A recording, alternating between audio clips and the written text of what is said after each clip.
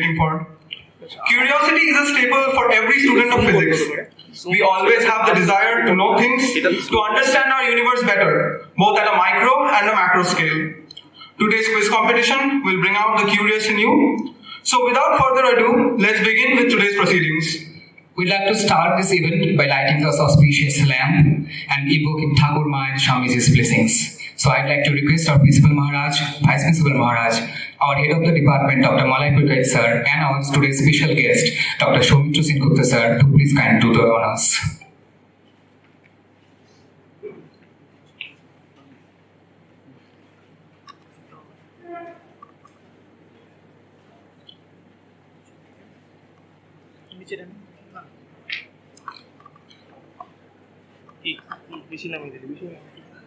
Oh, sorry.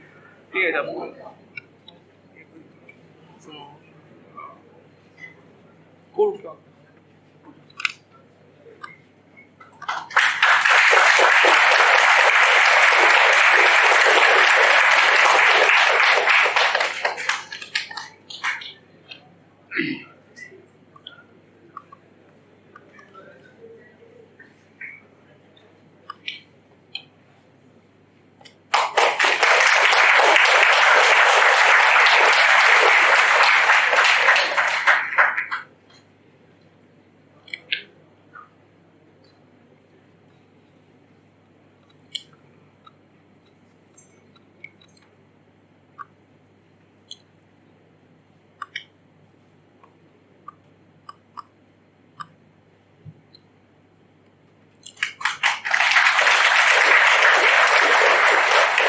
Kindly take your seats on the stage, please.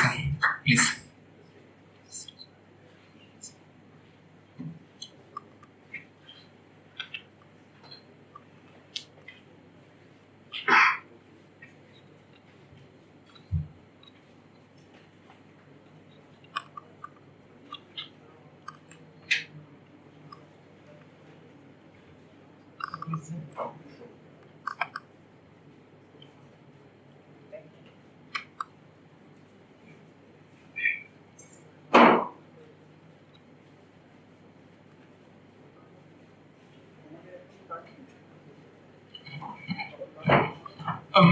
Now I'd like to request our Principal Maharaj, Swami Chitananda, to say a few words regarding this occasion.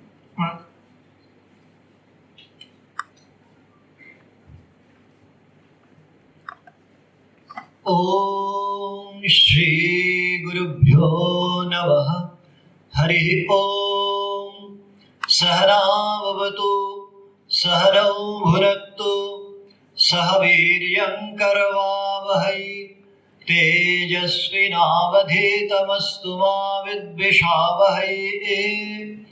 Om Shanti Shanti Shanti Hari Om. Let Almighty protect us all.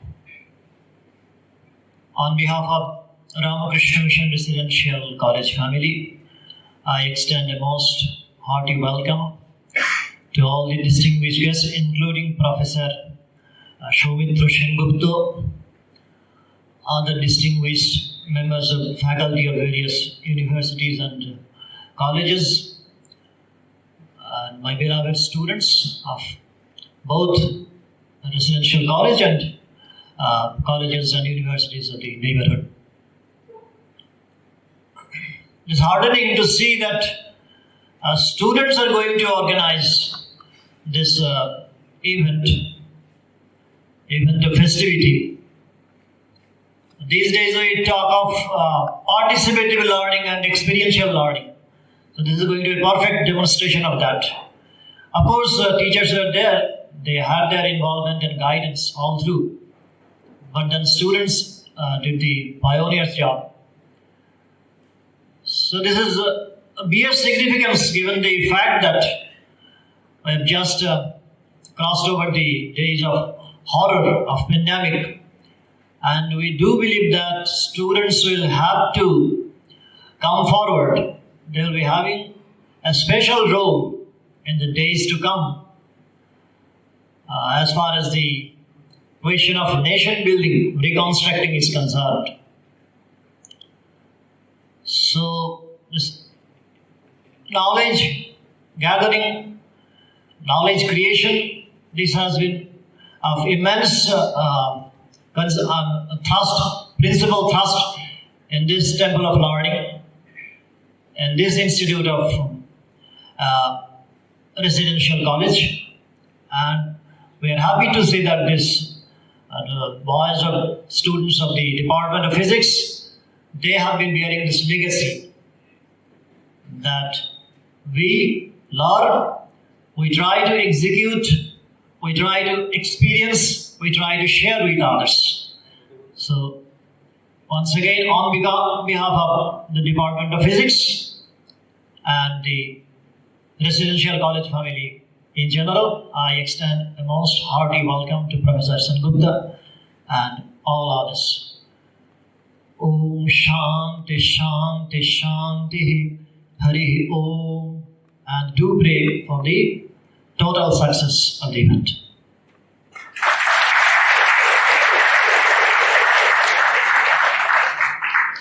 Thank you, Maharaj, for your insightful speech. Now it's time for Scintilla. Scintilla is our wall magazine of the department. It has been entirely prepared by the students of second year UG Physics Honours. They have worked tremendously for the past few weeks, day and night, to bring it in final form. So I'd like to request 4 of the representatives to stand with the Scintilla, and I'd like to request our guests to please inaugurate the Scintilla, our wall magazine.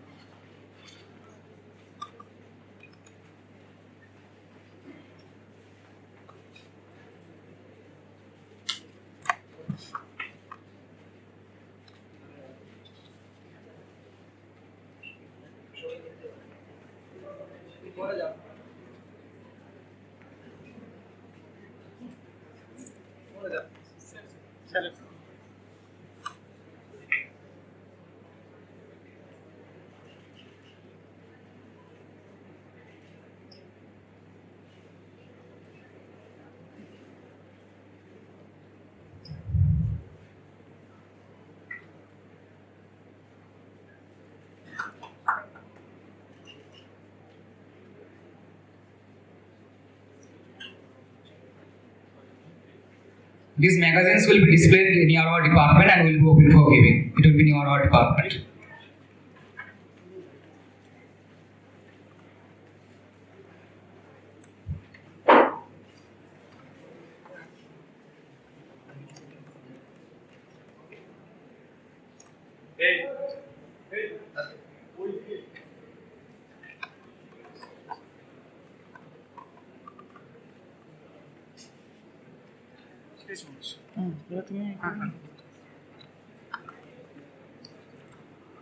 Now I would like to call upon our head of the department, Dr. Malay Purkait, to felicitate our guest of honor and introduce him.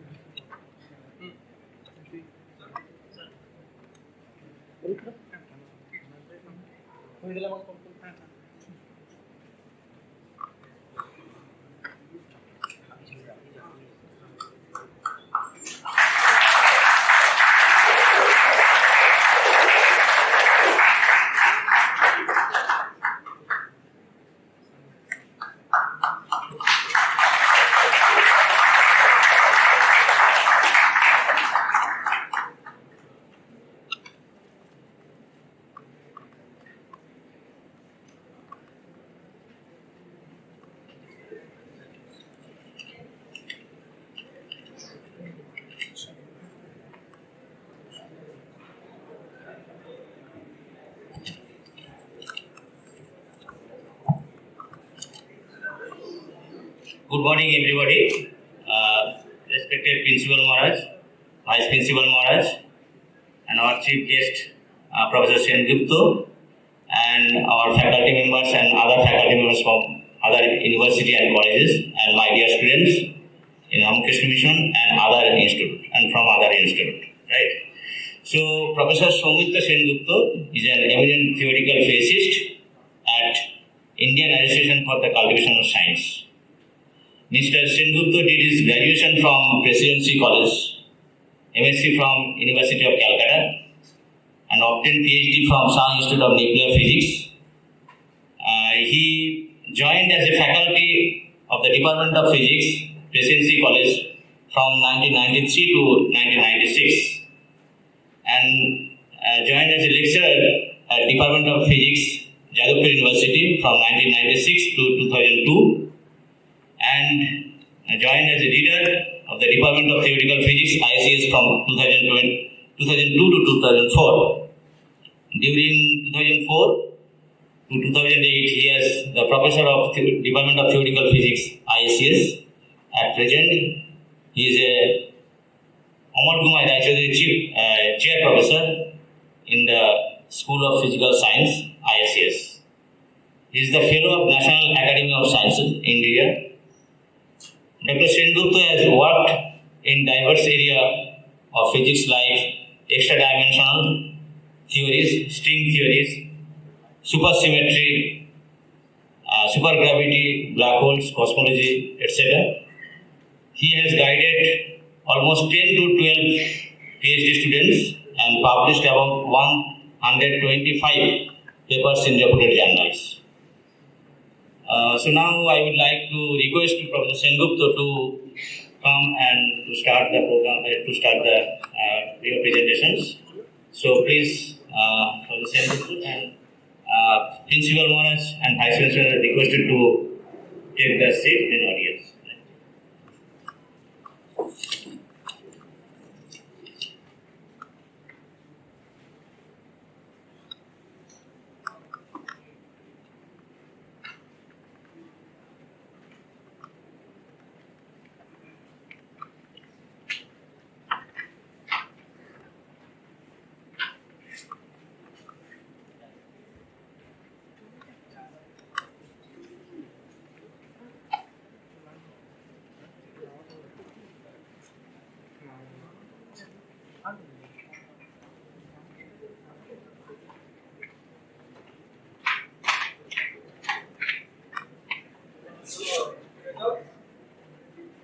The results for the prelim round will be given after the seminar is over, and the main quiz round will start at about 12:30.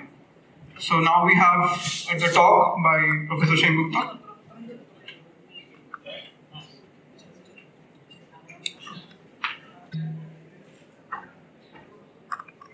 It is indeed a great honor and privilege for me to come back to this campus again, because I can remember that few years before I came here to deliver a lecture, and every time I entered this campus,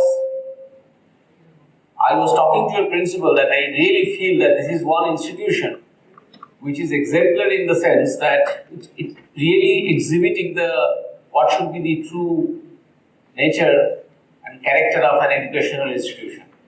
So it is my privilege to be here again in front of you, and I know that you are organizing a very good science quiz today, and this is a very important activity. The importance not only in the quiz but just getting together and discussing science is very important, and it is good to see that your college is providing you this platform and helping you to interact among yourself. So on this particular occasion, I asked Molloy that what kind of topic you would like to listen, because I work in, on the one hand, particle physics and on the other hand, gravitation. But Molloy told me after probably talking to you that you prefer the area of particle physics and the area of Higgs boson, the discovery of the so-called God particle, and why there are so many discoveries. All discoveries are important, but why there was such a sensation about this particular discovery? Just to tell you about those. So as you can see, that this God particle or Higgs boson will enter into our discussion. Just a hero enters a discussion in a drama much later. So he will enter later. First I'll have to prepare the stage for Higgs boson. So the title, as you can see, The Wonderland of Elementary Particles and the Amazing Story of Higgs boson. So science always starts with two very basic questions. One question is, what are the building blocks of nature? What are the most fundamental things which nature was constituted? And second question is, how nature behaves, what are the laws of nature? And you can say that any branch of science can be eventually classified into these two questions only. And we are always trying to answer these two questions, whether in physics or in chemistry or in biology or in any other branch of science. So, all of you know that the structure, the first question, the nature is extremely diverse in nature.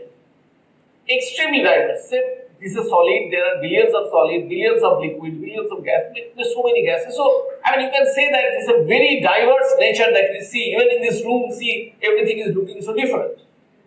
But there's one very important question that came, that is there some unification? Now, this search for unification is a search in science that has actually no logic. It is something which we want. That everything should be unified. And in that search, we find a remarkable thing that as you go at a microscopic level, so many billions of things are constituted only a set of molecules, which is much less in number. But then those molecules, if I go to more microscopic level, constitute only a set of atoms, which is even lesser in number. And if you go inside the atom, you find only electrons, protons and neutrons constituting everything. So everything getting unified by only in terms of few particles called elementary particles. So elementary particles with which the nature is composed of provides us a unification of so many different things are getting unified only 3 or 4 or 5 maybe few quantities. So this is the structural unity that science has provided.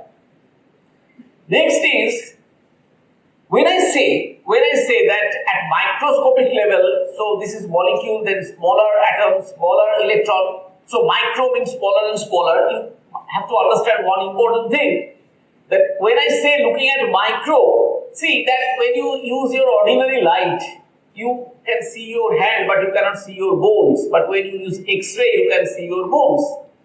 So you are going to a more microscopic level when you use X-ray than when you use light. Now, the reason is that X-ray has a smaller wavelength, so smaller is the wavelength, more microstructure can be seen. X-ray having a smaller wavelength, it can take us inside your body. So if we use even smaller wavelength gamma ray, it will go even inside. So smaller, and so going into micro, from molecule to atom to inside the atom, you need rays or waves of smaller and smaller wavelengths. And smaller wavelength means higher and higher frequency. And higher frequency means, all of you know, equal to h nu, higher and higher energy. So, we call light ray, X-ray, gamma ray, etc. Smaller and smaller wavelength means higher and higher frequency, that is higher and higher energy. And therefore, for this reason, study of microstructure is called high energy physics. Because in order to study microscopic level, you need high energy beam, high energy waves to see them. Now this constitutes the area of high energy physics. We find a remarkable unification of particles. So many different things are composed of only electrons, protons and neutrons. Now, so we need to build up new machines which can generate very, very high energy waves to see microscopic level. And you can say, that, okay, keep on generating smaller and smaller wavelength waves, high energy waves to see. But things are not so easy to generate such high energy waves. It's extremely technologically difficult. Building up new machines, these machines are called collider or accelerators, which takes us to microscopic level by huge energy waves. To create higher and higher energy waves is very difficult and it requires enormous number of funds. So whole world united to provide money to build up the most powerful, most smallest wavelength, highest energy beam. We will talk about it. It is in CERN, Switzerland, Geneva, called Large Hadron Collider. It is LHC. It's the highest energy with which you see the smallest microscopic structure. If you can ask me how small, it is 10 to the power minus 20 centimeter, 20 zeros and 1 centimeter microscopic length we can study with that. So it is really very small. No question about that. Now, laws of microparticles. Next question now. You remember that this is our structural unity. Now I am asking what is the behavior or the laws, how they behave. What are the rules followed by these microparticles? Laws for elementary particles turns out to be not Newtonian mechanics, which you have learned. They follow the law of quantum mechanics and law of relativity. Now, both these you must be studying in your classes and you will be studying more. But for today's discussion on Higgs boson, I need relativity more than quantum theory. So I will talk about it little quickly, as I said, to prepare my stage. But just to tell you that quantum theory and relativity, they together are being used to understand these microscopic structures. Quantum theory, as all of you know, briefly in one slide, at the microscopic level, the nature can only be described statistically with some inherent uncertainties. And if you look into smaller and smaller level microscopic particles, they do not follow Newton's law of strictly following a path, but there is some uncertainty, all of you know, shown by Heisenberg, that its position cannot be exactly said. So electron in an atom cannot say exactly where it is. You can say the probability of having it is this. So that's a statistical description happening at the microscopic level. I will one day come to you to talk about more about quantum theory. It's the real fun of quantum theory. Why it is such. But you must be knowing it little bit from your studies. So it was proposed by Bohr, Schrödinger and Heisenberg, the three great masters who really developed this incredible subject. Relativity was formulated by Einstein, all of you know. Einstein said what actually relativity is, special relativity is basically redefining the meaning of time. Now, you know, about time, we are usually very casual. Time is something which you look into watch, it's 11:30, maybe it will go to 12:30. But remember, time is one of the most mysterious things. Because you try to think that what it is. And after some time you will feel absolutely puzzled. What is time? Time is so mysterious. It is something which is taking us towards future. You cannot go back. You are compelled to go. So time is something which is something very strange. And what Newton did, he said that time is something. Time is something which is very universal and unique. So he said that there is a universal clock, say in the sky, and with respect to which we measure everything, and any change is measured with respect to that time. How fast it is changing. So time is a parameter of change. But it is same for everybody. Your time, my time, everything. There is a clock in the sky which is ticking its own time, and with respect to that, we see that this has gone from here to here, and something has happened. This has gone from here to there. Time is very abstract, but we understand it to measure changes. But Einstein said this time has to be different for different observers. this is something very strange. Because why he is saying this? He is saying this because Einstein says there is no universal clock.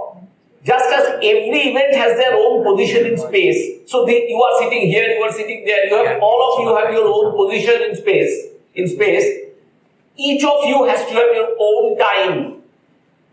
You are assuming that your positions are different, coordinates are different, but time is same. The time called time t. But you have to have you have x1, y1, z1, x2, y2, z2, you have t1 and t2. Time has to be different.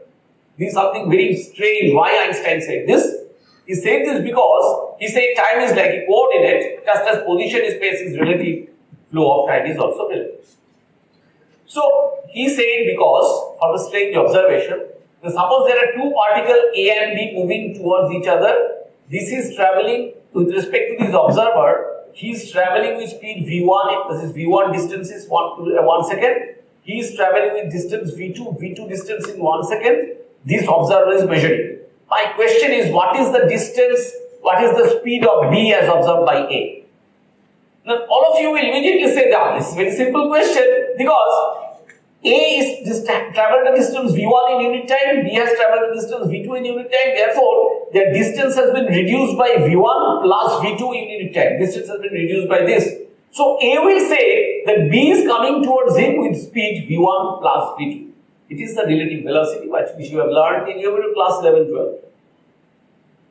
Now, this is obvious that A will say B is traveling when you sit in a moving train, another train comes from opposite, it appears to moving very fast. Now, this is as per Newton's law, relative velocity is v1, B as measured by A is v1 plus v2. This is the prediction of Newton's law. But now, there is a big surprise. This B travels to speed of light.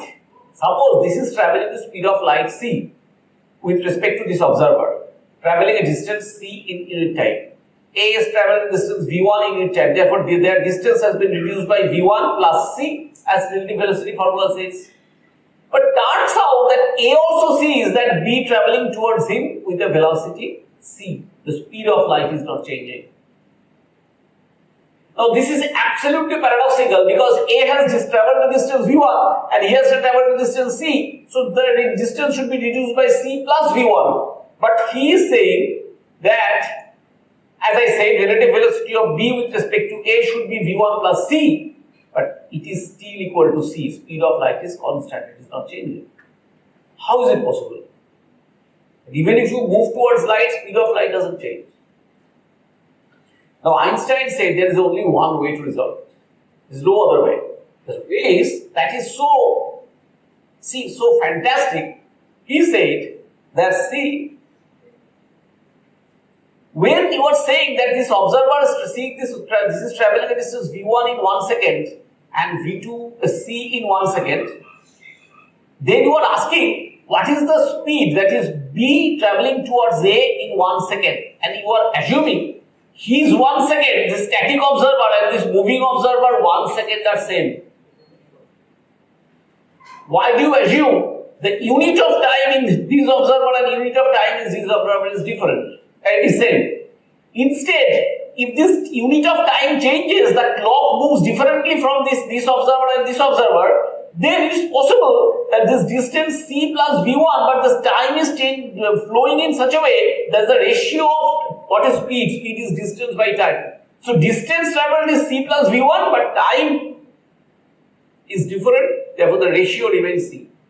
So it's a simply back of the envelope calculation to see that how the time flow of this observer and time flow of A change so that the speed of light remains constant.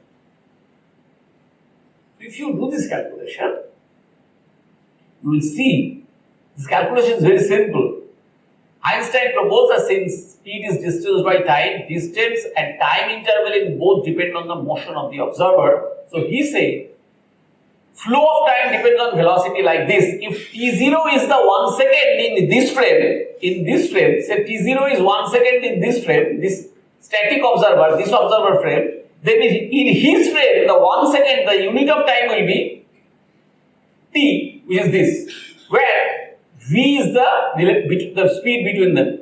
So, as you can see that if since v square by c square 1 minus this is less than 1, this is a less than 1 and square root of less than fraction is even smaller. So t is always greater than t0. That is, his time interval has been elongated. So moving clock is running slow. The moving clock runs slow. And you will be surprised to know that this is not a fantasy story I am telling you. If you really sit on an aircraft and travel with a very high speed, of course, if v is much less than c, then v is, this quantity is much less than 1, then you can neglect this with respect to 1 and t equal to t0, then all time are same as Newton thought. But when your speed is close to c, then your time flows very differently. Now, your clock will run slow. It has been tested. So, but this means, but fine, so if you use this time difference, then you can show that the speed of light remains constant. So Einstein said, see, I have proved that the time flows differently. This is relativity. But there is one very important question, that he has solved the problem, but then he has invited another problem. Problem is, suppose if you travel with a speed v faster than speed of light, then this quantity becomes greater than 1 and 1 minus greater than 1 is negative and square root of a negative number is imaginary. So time can be slow, that is fine, but time cannot be imaginary, that is meaningless. So people say, this means that there is a limit of speed of everything because speed v greater than c means imaginary time which is meaningless. Einstein was so smart, he said nothing can move faster than light. Then there is no problem. If nothing can move faster than light, then time will never become imaginary. So he tried to escape by saying that speed of light is your embargo, you can never travel faster than light. See, Newton never said this. But then people ask that why? Because suppose acceleration is force by mass. If you keep on applying force, the body will accelerate fast. Then it will reach the speed of light and then you apply force, it will cross the speed of light. How do you stop? That nothing v cannot exceed. If you keep on accelerating a body by applying force, after some time it will exceed the speed of light. How can you stop it? Einstein said, I can stop it by making a fantastic thing. He said mass is not a constant. So he said, the speed increases as I said, finally should exceed speed of light, a contradiction. Einstein is there is one way to resolve it. He said mass changes with velocity. If mass changes with velocity like this, where m0 is the mass when it is static and m is the mass when it is moving with velocity v, then when it reaches the speed c, then mass becomes m0 by 0, mass becomes infinity. m0 by 0, mass becomes infinity, and acceleration force by mass becomes 0, so it will not accelerate. So after reaching speed of light, the acceleration stops. You cannot exceed the speed of light. So this is an extremely smart way of handling. So he is saying mass is not a constant. Fine, so energy supplied by the force goes into, to increase the kinetic energy, the velocity increasing, but then it also goes into increase the mass of the body. Actually you become fat when you move. So energy is converted into mass. So Einstein immediately realized that mass is also convertible to energy by the reverse process. And he, from these equations, is a very few lines to prove that the energy and mass convertible equation is equal to mc square. Very famous equation. It's very simple to prove from these equations, I know. But Einstein was very worried. He wrote a letter to American president that, see, this is a danger that from a small mass I can produce huge energy. And all of you know that that was a disaster which he regretted for the rest of his life for writing that letter, because Manhattan Project was installed to develop the nuclear bomb. So the new concept of time, see, it was a more a philosophical question of the meaning of time, led to new concept of mass, energy, nuclear bomb, nuclear energy to solve our energy crisis, and creation and destruction of particle. That is, you should check one thing, that just as small mass can produce huge energy, from huge energy divided by c square you can produce small mass.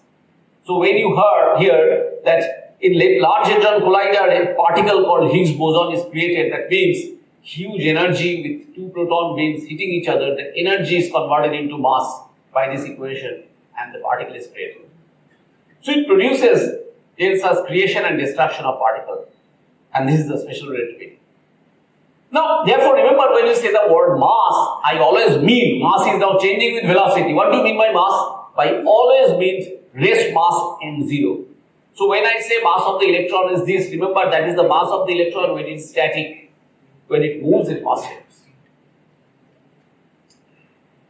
And two more important things you have to remember for the discussion of today, that if suppose something's rest mass is 0, then it has to travel with speed of light, so that 0 by 0 is a finite number, and mass which is related to energy equal to mc square, energy remains finite. Anything whose rest mass is 0 has to travel with speed of light. And the example is photon. Photon particle travels with speed of light. This is a particle of light. Light, of course, travels with speed of light. And its rest mass is to 0, so that the mass, if 0 by 0 is not 0 or infinity, it is a finite quantity. Of course, you know photon has an energy equal to mc square. So anything whose m0 is 0 has to travel with speed of light. So all massless particle, that is m0 is 0, must travel with speed of light. Has to travel with speed of light. And for all massive particles, see, it can never travel with speed of light, because if it does, then it is m0 finite number by 0, which is infinity. The energy can never become infinity. Mass infinity means energy infinity. So all massive particles whose m0 not 0, the speed has to be less than speed of light. It may be very close, but it cannot be exactly speed of light. So two things you have learned: anything whose rest mass is 0 has to travel with speed of light. Anything whose rest mass is less than 0, it has to travel with less than speed of light. And nothing can travel faster than speed of light. Okay, so this you have learned. So we get a famous equation E equal to mc square, where mass converted into energy, m equal to E by c square, energy converted into mass. You know that this is a particle mass converted into energy, the destruction that happened on this earth. And two beams are coming, new particles are created, energy converted into mass. So mass converted into energy, energy converted into mass. Now from where we have come, from which energy source all the microparticles which we constitute our universe came into existence. All of you know the galaxy composed of many, many stars. Now universe consists of many, many galaxies. And if A is the distance between any two galaxies, then if you apply Einstein's theory, it turns out the distance between the two galaxies are always changing. This double prime means double derivative with respect to time. So this is, since D is the density and pressure of the universe, average density and pressure of the mass of the universe, therefore the universe is either expanding or contracting, because d2a dt square, the distance between galaxies are changing. And Hubble showed that universe is expanding, all the galaxies are going away from each other. So if we go back in time, we have some t equal to 0 long back, when the distance among all galaxies were 0, a were the distance among galaxies, where whole universe started from a point with a huge explosion called Big Bang. So the whole universe from Einstein's theory started from a point, it exploded and started expanding. And distance between all the particles. Now remember, today now we are here and another galaxy where distance is increasing. And if you measure it from Einstein's theory, it is roughly 13.5 billion years. It is large, but it is not infinite. It is a finite number when the whole universe was a point. So this is a symbolic figure, and we have discovered that this relic heat wave still should be there at that, which created at the time of Big Bang, and it was discovered by this gentleman who got Nobel Prize for this. This discovery established the Big Bang theory. Now the energy released at the Big Bang gave birth to fundamental particles following the equation which you have just learned.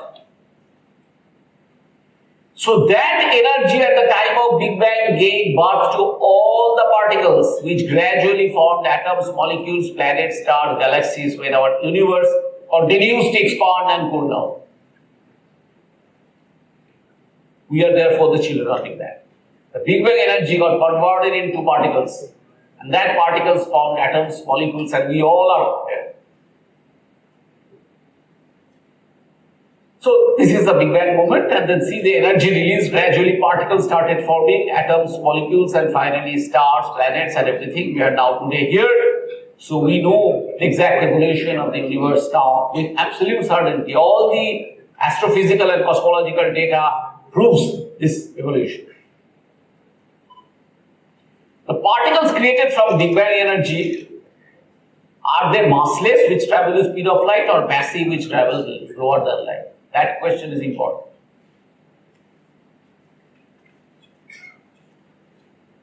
Now, why this is important?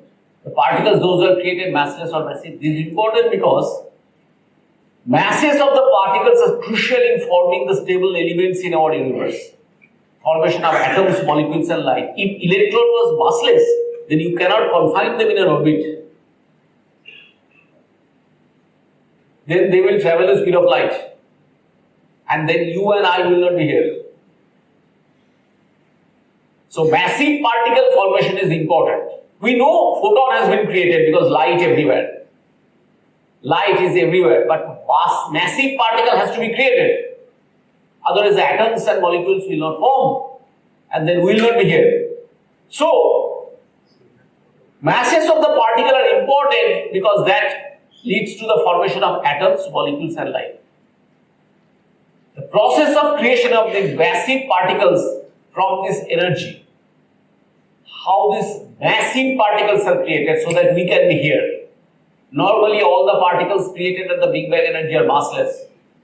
The process of creation of massive particles forms a very interesting story, and that is the story of Higgs boson. So now our star of the today's story will enter into the scene.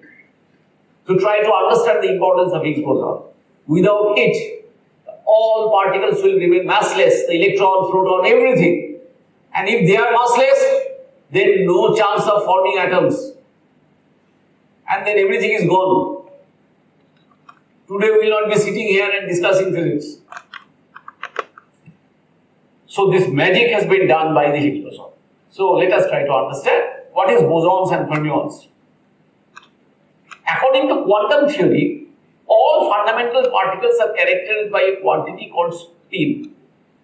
Now, you may have heard it, that a particle, apart from this electron rotating in an atomic orbit, it has also some kind of spinning. So it's called spin of that.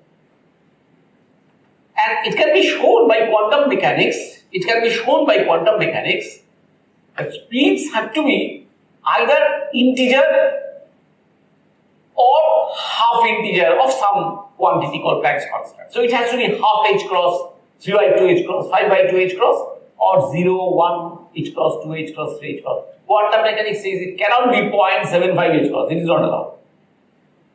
So these integral spin objects are called bosons, and half integer spin objects are called fermions, because when you take so many particles of bosons, you throw them into energy level, this distribute themselves in such a way which was discovered by Bose and Einstein. And when you take the fermions, half integer spins, and put them in sort of energy levels, the way they distribute themselves is different, and they were shown by Fermi-Dirac statistics. And therefore they are called fermions, and therefore called bosons. So you will learn it later that when you take these integer spins, they follow this. When the half integer spins, they follow the vector spins. Now question is, what is the fundamental particle? That's a very important question.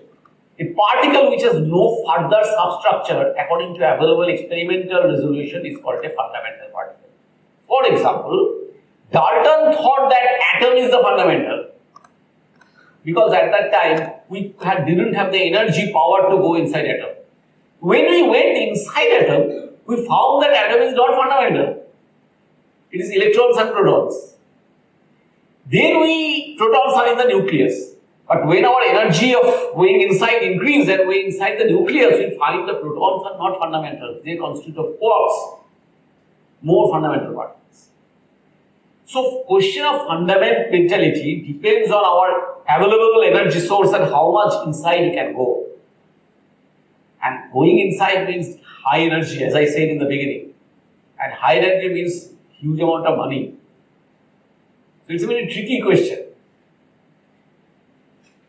So, when after LHC, there was question of increasing the energy even further, the question came into the American Parliament that should we waste money on this or when the people of the world is starving?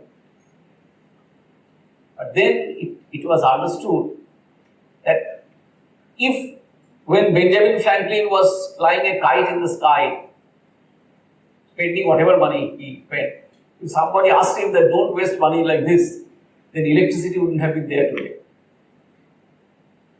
So fundamental science research is important because its outcome is not immediately visible, but maybe with the discovery of this, someday the fundamental questions will be resolved. For example, nobody realized that relativity will solve our energy crisis by producing when the petrol and diesel are going out, the nuclear energy can come up as a possible savior. So people realize that no, fundamental science has to go, should be pursued. So a particle which has no further substructure, as I said, is called fundamental. So fundamentality changes with time, changes with developments. Present fundamental particle kingdom. What is our present knowledge today? It may change tomorrow in your hand. So you are the future scientist, you will change it. But today we know the list of fundamental particles are following. There are 6 very light particles. They are light means they are halka, light particles. They are called leptons. Leptons means light. They are electron, muon, tau, and for each of them there are 3 neutrinos. So we call electron neutrino, muon neutrino, tau neutrino. And there are 6 quarks. Up, down, charm, strange, top, bottom. They are named like this. Remember, the electrons, muon, tau, and the neutrinos all are fundamental, and the quarks are fundamental. Protons, neutrons are not fundamental; they are made of quarks, and they are all spin-half particles. All.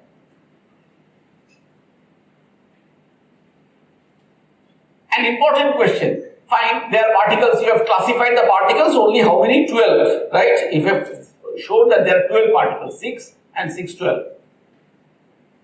You may say inside atom, we find only electron, proton, neutron composed of quarks and electron. Where is this muon, tau, etc.? Remember, particles sometimes are called stable, sometimes called unstable. Some particles, they are created but immediately decayed into other particles. But atoms like electrons, protons, neutrons, which constitute atom, has to be stable particle. So these particles constitute of stable particle, which constitute atoms. As you know, that proton, neutrons composed of some quarks and electrons, but they are unstable particles. They are created and then get destroyed. Okay. So, but they are fundamental particles. So we have so far 12 fundamental particles. All are speed of fermions.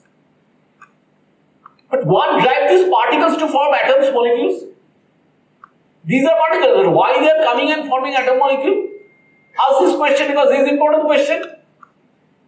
And different thing, what is causing the evolution of nature? This is because of forces. So forces are called drivers. So forces are responsible for all structures and changes in the nature. So for forming atoms, molecules and evolution. So far we have discovered only 4 different forces. One is called electric and magnetic forces, which you observe always. Even when you are pushing this table, you are moving it, or so you are pulling it by hand, you are pushing somebody. The atoms, the charged particle on your skin is coming close to the charged particle on this. They are repelling each other, and this is going in this direction. So you are sitting on the chair. Is the electromagnetic force between your body and the chair, so which is keeping you stable there. So this is electromagnetic force observed always. Weak nuclear force and strong nuclear force, these are very short range force. They are observed within a very short distance of nucleus. So they actually, all of you know that protons, they are all positive charge, so they should repel each other. How they are staying inside the nucleus? Because of the nuclear force. They are holding them together. So these forces are not so visible in our daily life, but they exist. Gravitational force, always you are observing, but it's a very, very weak force. Extremely, unless the masses are very large. See, two of you are sitting beside each other, you should attract each other by laws of gravitation. But you are not going towards each other, right? Why? Because the force is very weak. So two forces, these two bottles or anything, they should attract each other. They are not. They are attracting, but they are not going. Because force is very weak. But when this is leaving from my hand, one mass is very large, Earth, or mass and sun, Earth and Sun, then gravitation is strong. Okay. So, what is the modern understanding of force? Earlier in your school days or college days, you learned force is the lines of force, they attract or repel, etc. But now the modern understanding of force is, by quantum theory, that force is actually exchange of some particles, so called the quanta force. For example, you say two electrons repel each other. So this is coming and they're going away. Earlier we thought there are the lines of force which causes repulsion. But now they exchange a particle called photon. They exchange a particle called photon. So photon is the mediator of electric magnetic force. So every force has a mediator. So that force is mediated by that particle. So they are called force quanta. So electromagnetic force quanta, mediator is photon. Weak nuclear force mediator are W plus, W minus, Z. Three particles mediate weak nuclear force. Strong nuclear force are mediated by 8 gluons, which hold the protons together. They are called 8 gluons. And about gravitation, it is called graviton. Gravitational force. So remember, all of them are spin 1 boson, and number is 8 plus 3 plus 1, 11 and 12. See the fun. 8, 12.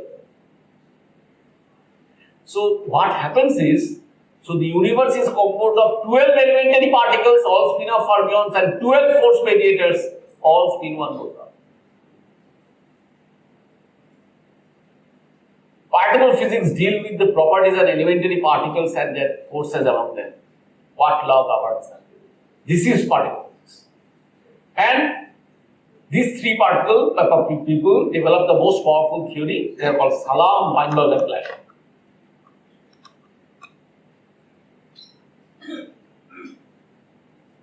The model proposed by them is called the standard model of elementary particles and their interactions, electromagnetic, strong, weak. Gravitation we do not consider for small particles, negligible small.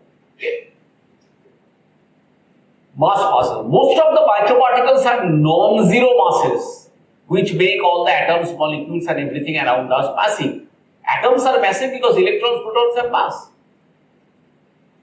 So, most of the microparticles have non-zero masses. But the model shows that particle can acquire mass. At the time of Big Bang, they are all massless. They can acquire mass only if you assume the existence of one more, that is 25th particle. 6 plus 6, 12, 6 plus 6, 12, 24. One more particle which is a spin 0 called Higgs boson.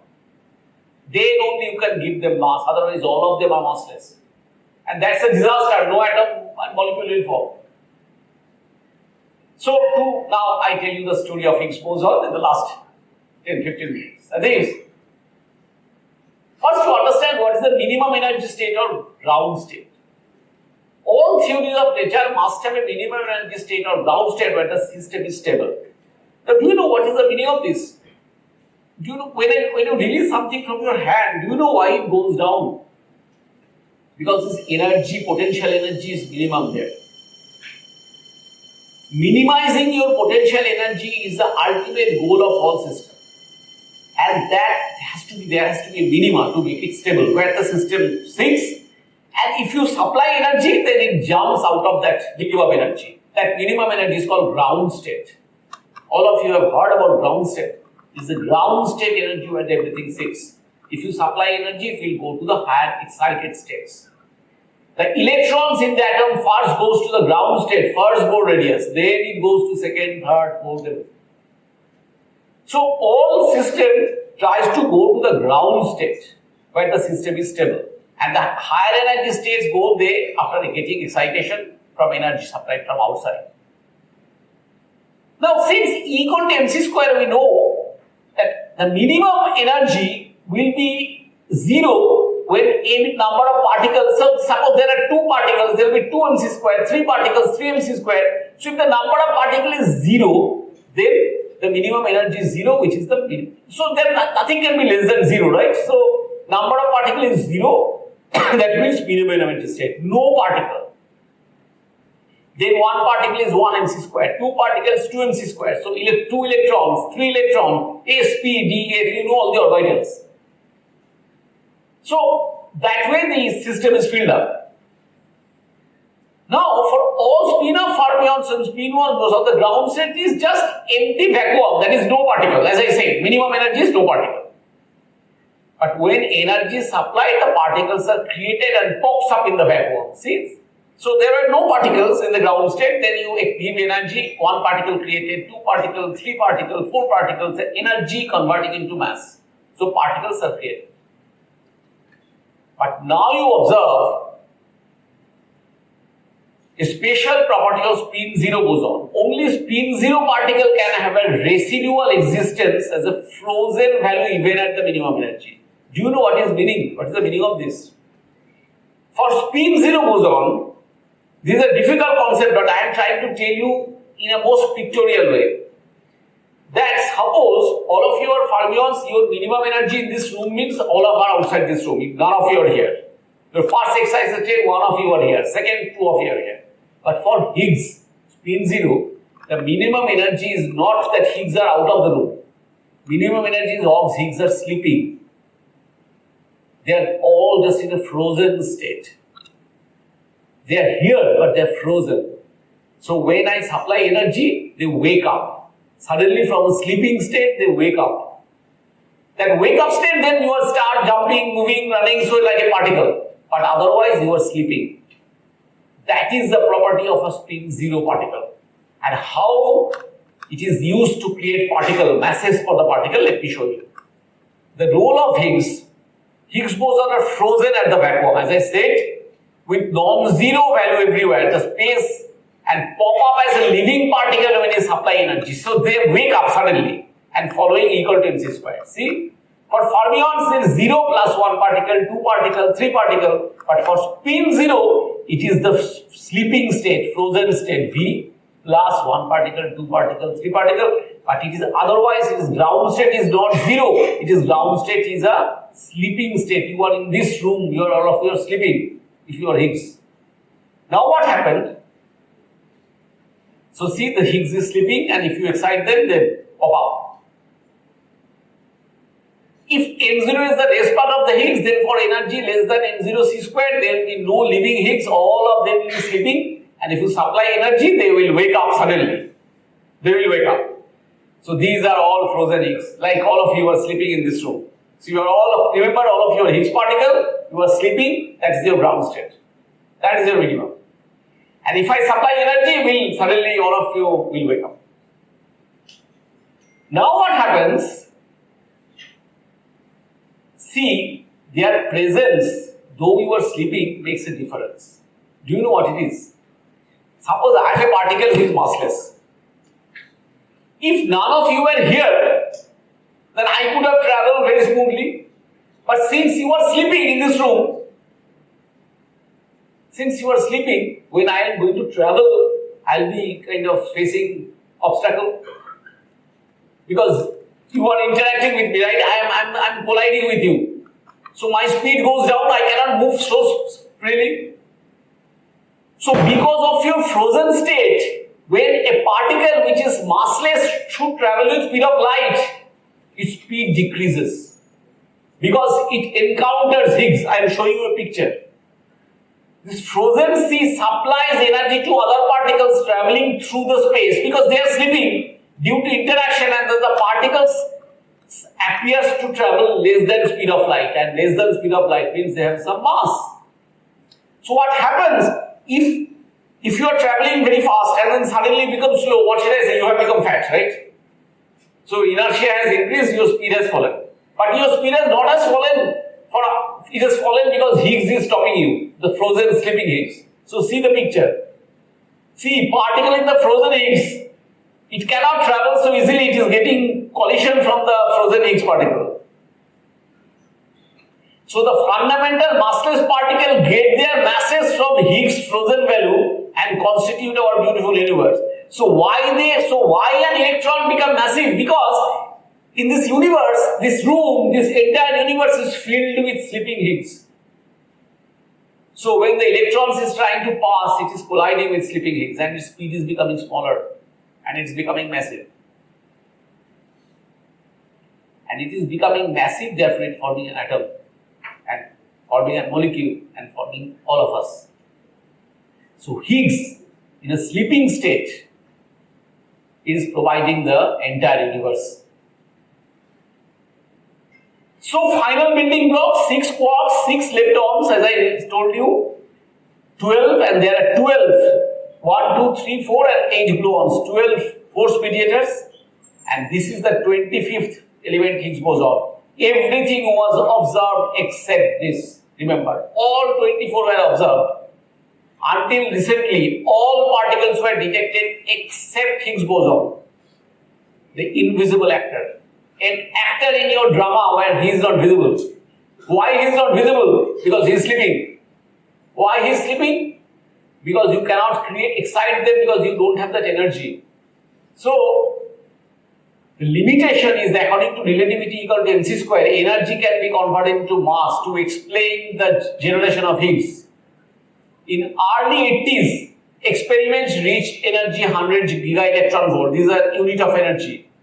Higgs was not found because Higgs mass was higher than this. I told you that to create the particle you need to have that energy equal to mc square. You need to generate that energy, but you don't have that energy. So it is fantastic theory when you have 24 actors, all actors have been seen on the stage, but the 25th actor, who is the real star, who is providing the masses to everybody, his mass is so high that you cannot create him, but he is sleeping.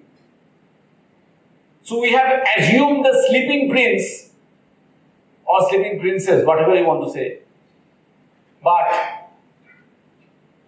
you cannot wake him up or wake her up because you don't have that energy. So according to standard model, it cannot be too high, it has to be less than 500 GeV. According to standard model saying that it is larger than 100, but it has to be less than 500 from some calculation. Standard model assumed the existence of Higgs. Despite incredible agreement, Higgs remains undetected. How to wake up Higgs? That's the question. He is sleeping in this room, he is sleeping everywhere. To find Higgs, many countries in the world united to build up one of the largest machine at CERN, Geneva called Large Hadron Collider.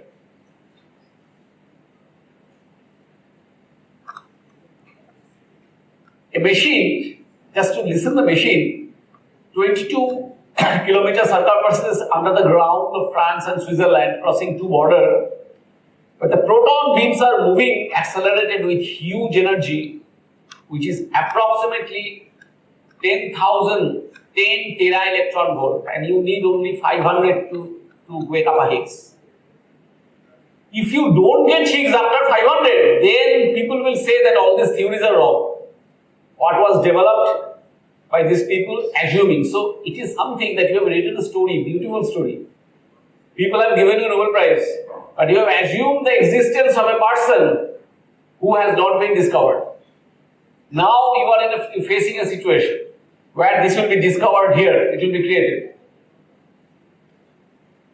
27 kilometers circumference, large SC tunnel, there will be two proton beams moving in opposite direction, colliding at energy 7 plus 7, 14. It is the energy of the universe few seconds after Big Bang. Imagine the energy that we are raising under the ground. Even we are hoping to have some black holes forming, I mean, we'll tell you that story some other day, that's a different story of LHC. So 1000 GeV is 1 teraelectron volt. So each proton beam will have energy 7 TeV, can probe microstructure 10 to the power minus 19 centimeter or 20 basically. A proton makes 11,245 turns per second. Remember, 27 kilometer. Such distance 11,245 times in 1 second, with a speed of 99.99999% speed of light. The proton beam is moving. A beam lasts for 10 hours in which a proton travels 10 billion kilometers. And then they collide after generating that energy. And after that collision, huge energy, so many particles are created. And which of them is Higgs? How do you find? Only Higgs is not created, right? There are so many other particles are created. So a huge team of computer specialists looking into the detectors in the screen, they have to locate which is the Higgs mass by seeing the properties. So it's an incredible effort in LHC. Thousands and thousands of scientists of different expertise have joined together. LHC at CERN increased the beam energy to 7,000, much greater than 500, to wake up Higgs particle. Remember the tension and anxiety, a 30-40 years existing theory of standard model. So many Nobel Prizes were given. Everything will fall through if it is not found. One particle determining the fate of science. And the dreams come true. We have finally got it at the mass of 126 G. Higgs was discovered. You can imagine, it was a hope, but the hope was so crucial. So we have learned that the microworld constitutes the entire universe. Our knowledge thus takes us from the smallest to the largest. So this is the unification of all the microworld in few fundamental particles, 25 so far. Our journey starts from quarks to cosmos. Everything is constituted of these fundamental particles. Nature, of course, continues to offer us newer challenges. We have thrown Hubble Space Telescope to see in the sky. We have generated the largest machine in the Earth. But we have reached a long-cherished goal, the origin of masses of fundamental particles and formation of atoms, molecules and life. Everything. So, well, probably it is a really God-like particle because our existence is on Higgs boson. So, we have finally found it. So, Higgs tells us that, Higgs particle has been discovered finally. It's an incredible thing to do. So, Higgs has shown us that you have Higgs among us. So, in our room, they are frozen, but in the collider where energy is greater, Higgs wakes up. And we have seen this Higgs, and which caused everybody to fat. So, you are fat, Higgs is telling him, it is this quarks, so because of me, so because of Higgs, everything is fat, and the atoms, molecules, everything formed, and everything is there. Okay, so this is a fantastic story of Higgs boson that we have seen. More research are going on. We are also doing many research on Higgs particle. Okay, so thank you for this.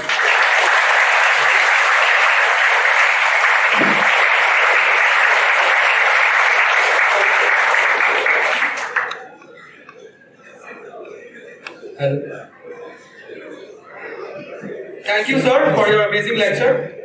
Now we start our interactive session. We are accepting questions from the audience. Does anybody have any questions?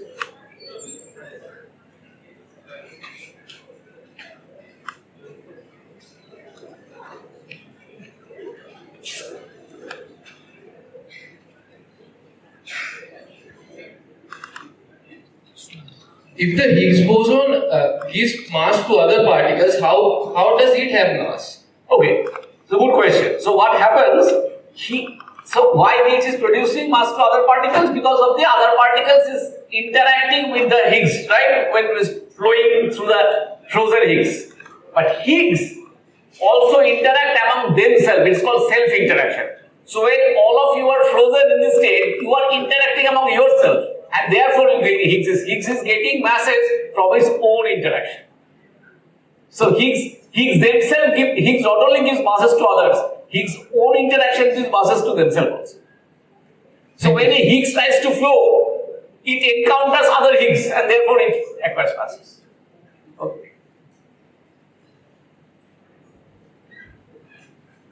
Sir, when the Higgs is frozen and the electron is moving through Higgs, it slows down and hence it gets its mass. Right. But what happens if all the Higgs particles are active and the electron tries to pass through them? Okay, so see, when Higgs particles are active, it doesn't mean, so Higgs particle, which is Higgs particle?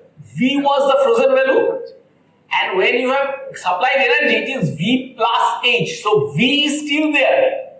Try to understand that you are, so this is your ground state. You have popped up additionally this amount, and then you are leaving Higgs. The leaving Higgs is not V plus H, leaving is only that additional part. The frozen part is still there, so when you have woken up, you have your residual frozen state is still there. So when I am trying to pass through you, I am still encountering your ground state. Your ground state is still V, and the additional amount is called Higgs particle. So it's a good question. I mean, I really understand what you mean. So what you mean is that when Higgs is so, you have suddenly you have jumped out and moving around. But when you have jumped out moving around, your residual frozen sleeping state is still there. So you have left on over the sleeping state, right? So when I am electron passing, I still encounter your frozen state. But then will the mass change at all? No, mass will not change because my mass only depends on your frozen value, not on the excited value that you have got. So excited value with you can go anywhere, your frozen value still remains same. So mass will not change. Okay? Thank you.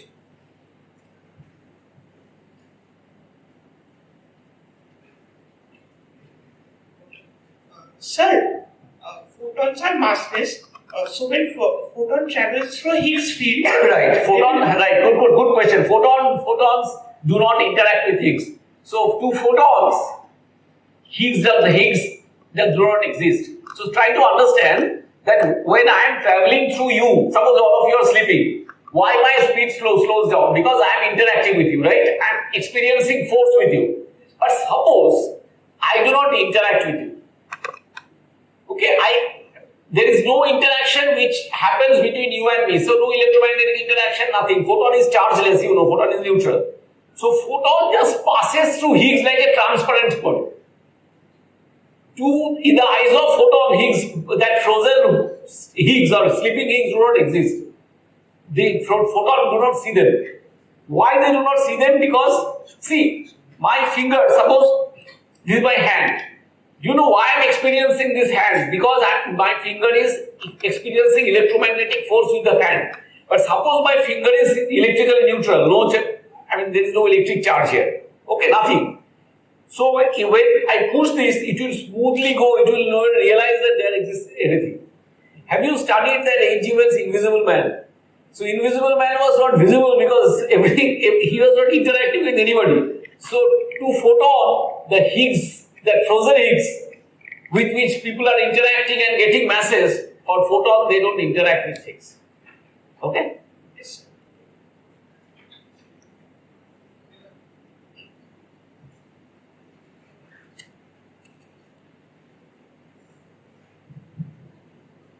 Hello, sir. I don't understand the part, the last slide, where you said that in LIGO, scientists increase the value of energy to 7,000 GeV.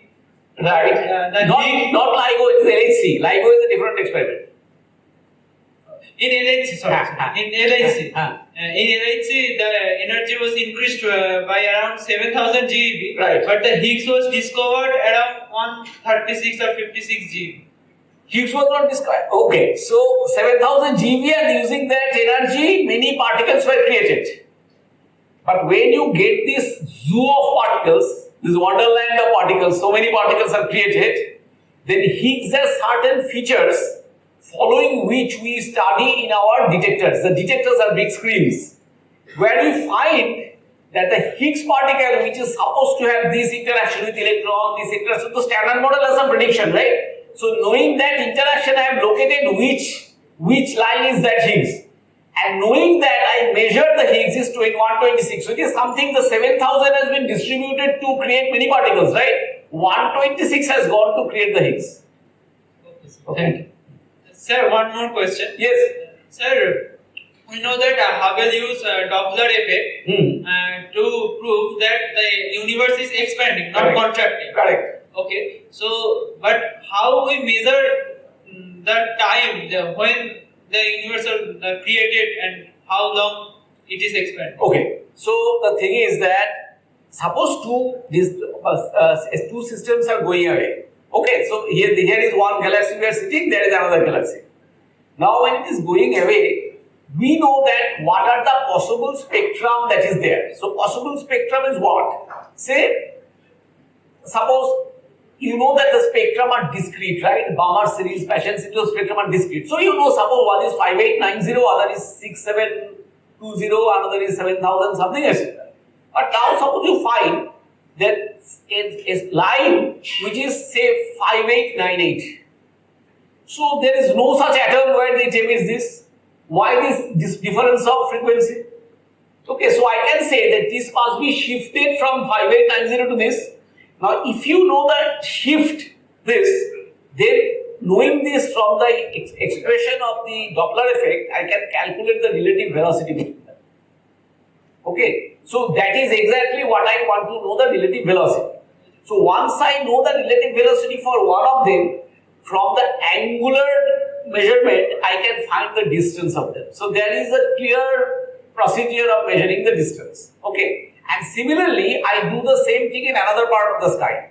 So now taking the ratio, when the velocity part cancels, we get the distance ratio. So it is a kind of multiple calculation, not from one observation. We can determine the distance of various things in the sky. It is called sky mapping technique. Okay. So one day I will come and tell you about the astrophysics measurement. These are very interesting. Okay. So the basic idea is that knowing the frequency shift, I can measure the relative velocity from which we can measure the distance between them. It's a very well-known calculation of measuring the distance from the velocity. Okay. Thank you, sir. As we have a constraint of time, we will be taking only one more question. Any question? Okay. Sir, there are any parameter or any dependency that one particle can interact with frozen Higgs or not interact, as like photon? Okay, so the question is that when I take the theory, the kind of, you know that a theory has written, I don't know, have you heard about Lagrangian? Do you know about anything about this, or if you do not know, it's fine. So a theory is defined by, so any mechanics, a theory is defined by a kinetic term and a potential term. So kinetic energy is half mv square and potential is something which you decide, right? Potential energy is something which you decide what is the potential, and knowing the potential what you have written, that potential will decide whether the photon will interact with Higgs or not and electron will interact with Higgs or not. The potential that was taken by the Salam, Weinberg and Blashow for the standard model of particles were dictated by a symmetry called gauge symmetry. Just without understanding it, just listen, because this is another interesting story I can tell you one day. So gauge symmetry tells you what is the nature of the potential. So once you know the potential, it will immediately tell you whether a particle interacts or doesn't. So that potential writing is the everything for which they got Nobel Prize. So they got, what's the question? Your question is a good question. I mean, how, which interact, which doesn't. Actually, that is the standard model which they wrote. That which interacts, which particle doesn't interact. So I have one question that, what is the p-stage? Is there that an electromagnetic wave when they can... which wave? When electron or proton, when they are not interact with frozen Higgs. Right. What is the p-stage? If the electromagnetic wave... Electron interacts with Higgs, so photon doesn't. Photon doesn't. So what is photon? Photon is a light. For example, light is the flow of photons. So when light travels through Higgs, it is doing, actually this light from this, see from this is going to you, and this room is filled with Higgs, frozen Higgs. Because we do not have 126 GeV in this room to excite the Higgs, so it is frozen Higgs. So this light is going to you with speed of light. and therefore it is not interacting with frozen eggs. So the light is traveling with speed c. It is not interacting with the frozen eggs. So what was your question really? My question is বাংলাতে বলছি হ্যাঁ, বলো, বলো, sure. ইলেকট্রনটা যখন frozen হিগসের সঙ্গে interact করেনি তখন তার করেনি না করতে, এটা তো জেলির মতো সারা ঘরেও না করার কোনো স্কোপই নেই। একটু বোঝার চেষ্টা করো, এই ফ্রোজেন এক্সটা একটা জ্যাম জেলির মতো সারা ঘরের মধ্যে, ফ্লুইডের মতো, ওটা কোনো জায়গায় বাদ নেই, ফাঁকা নেই কোথাও। এরকম নেই যে একটা জায়গায় ওটা নেই ওখানে ওটা সেরকম নেই, কিন্তু কোন ঘর সারা ইউনিভার্স ফিল করে আছে ওটা, মানে প্রিস্টেজ বলে কোনো কিছু নেই না নেই। ওটা যে মুহূর্তে ফ্রোজেন এক্স হয়েছে সারা ইউনিভার্সে একসঙ্গে হয়েছে আর সব পার্টিকেল গুলো এন্টার করেছে, মাস পেয়ে গেছে ওরা, মাস পেয়ে তারা সব অ্যাটম গুলোকে তৈরি করেছে। যখন একটা ইলেকট্রন ওই ইন্টারঅ্যাক্ট করলো ফ্রোজেন হিগস এর সঙ্গে, সে তো আরো যত টাইম যাবে তত তো আরো ইন্টারঅ্যাকশন বাড়ার কথা না। তুমি ভাবো না যে তোমাকেই ঘরটার মধ্যে ছেড়ে দিয়েছি, তার মধ্যে ঘরটা আগে ফাঁকা ছিল, তুমি মনের মধ্যে যাচ্ছিলে, এবার ঘরটাকে আমি একটা জেলির মতো জিনিস দিয়ে ভরিয়ে দিলাম। তুমি একটা ধরো একটা জলের উপর ভেতর দিয়ে তুমি অত সমান স্পিডে যেতে পারো, কিন্তু তুমি যেটা পারো সেটাই যাবে, এটা এখন পাল্টে যাবে পরে পাল্টে যাবে, এরকম তো হবে না। Thank you sir. Okay, one more last question. Anyone?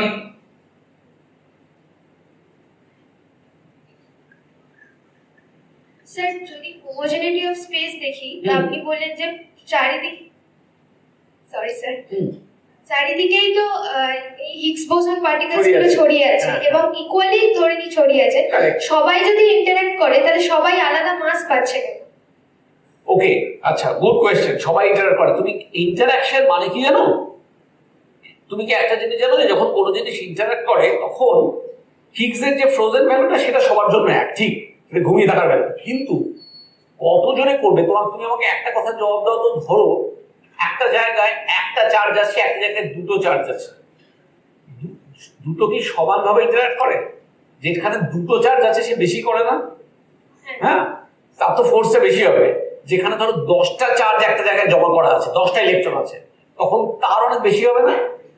Similarly একটা জিনিস কতটা ইন্টারঅ্যাক্ট করবে সেটা হিগসের ওই যে ফ্রোজেন ঘুমন্ত ভ্যালুটা যেটা আটকাচ্ছে সেটা তো আছেই, তার সঙ্গে একটা কাপলিং কনস্ট্যান্ট বলে একটা জিনিস আছে যেটা বেসিক্যালি চার্জ। এই চার্জটা অর্থাৎ হিগসের সঙ্গে যখন একজন ধাক্কা খাচ্ছে, ধাক্কা খেয়ে তার উপরে কত এফেক্ট হচ্ছে সেটা ওই চার্জটা দিয়ে ডিপেন্ড করে। ফোটনের ক্ষেত্রে চার্জটা 0, তার জন্য ফোটন কিছুই এক্সপিরিয়েন্স করে না, যেটা বলছিলাম। তখন ফোটন যখন যাচ্ছে, সবাই প্রশ্নটা করছিল, ফোটন কিন্তু ফিক্সড আছে, কিন্তু ফোটনের ওই চার্জটা 0। কোনো জিনিসের চার্জটা কম, সে একটু কম মাস পায়, যার চার্জটা ভীষণ বেশি সে ভীষণ ইন্টারঅ্যাক্ট করছে, সে বেশি মাস পায়। অর্থাৎ অ্যাপার্ট ফ্রম হিগসের ওই ভ্যালুটা সঙ্গে একটা কাপলিং বলে একটা জিনিস আছে, এটাকে চার্জ বলে, বুঝতে পারছো? সেই জন্য চার্জ ব্যাপারটা ভীষণ ইম্পর্টেন্ট। সব পার্টিকেল একটা চার্জ ক্যারি করে, সেই চার্জটা হচ্ছে হিগসের সঙ্গে তার ইন্টারঅ্যাকশনের চার্জ। এটা আলাদা আলাদা সব পার্টিকেলের জন্য, এই জন্য সব মাসগুলো আলাদা। খুব ভালো প্রশ্ন, এটা সমস্ত পার্টিকেলের চার্জগুলো আলাদা, ঠিক আছে? Thank you sir.